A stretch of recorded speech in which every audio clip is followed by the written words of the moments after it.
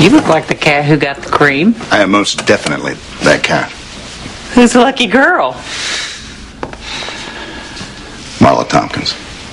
A reviewer who trashed Violet's book. You kidding? How'd that happen? Well, I met her at Violet's book party, and then she called. I knew I should have said no after what she did to Violet. It only matters what she's doing to you, and from the looks of it, she's doing it well. I say go for it. Go for what? Marla Tompkins. Seriously, was I speaking in tongues? You'd really do that to Violet? Yes, I'm late. Or something.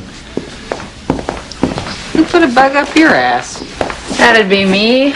I gave his patient an opinion he didn't like. My patient is a piano virtuoso. He also has a brain tumor. The safest way to remove the tumor may mean that he never plays the piano again. If I take a more radical approach, I'll compromise his leg, but I'll spare his hand. He could have a stroke. You could knock out his hearing or his vision. But this is the surgery that Patrick wants. He's 14 years old. He's nowhere near old enough to understand the implications of a decision this big. What's the right age to choose between an arm and a leg?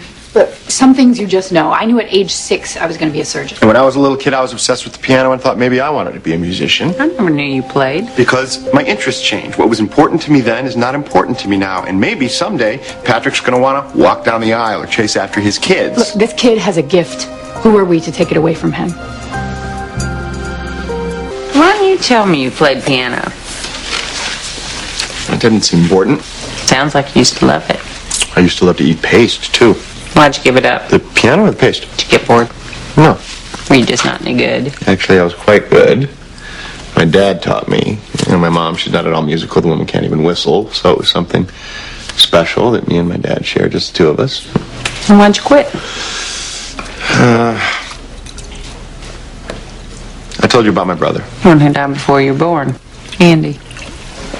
So when I was like 15, I found a picture tucked in some sheet music of Andy. And he couldn't have been more than 4 or 5. And he was sitting on my dad's lap.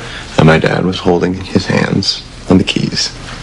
So your dad taught Andy to play too. Doesn't mean it wasn't special. Every time I practiced, I wondered if my dad was in the other room pretending it was Andy playing.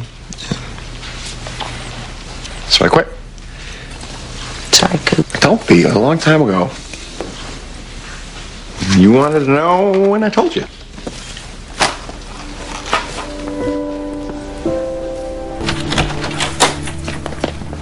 Hi. Here's the thing.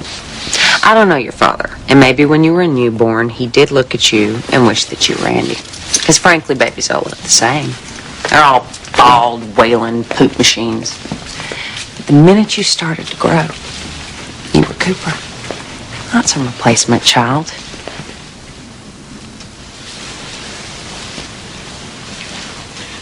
What did you do?